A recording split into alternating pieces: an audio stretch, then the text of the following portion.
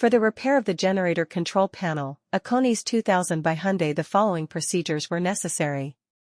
Replacement of various electronic components and general cleanup of the unit. For testing we use 24-volt DC power supply, a custom communication simulator and an oscillograph. Soon as we turn on the power supply, we can see the LED indicators of the unit lighting up, and we can also see that the green LED indicator of the communication simulator lighting up, which means the communication with the unit was successful. We can also see the communication of the unit on the oscillograph screen. No further testing is possible due to the absence of additional units.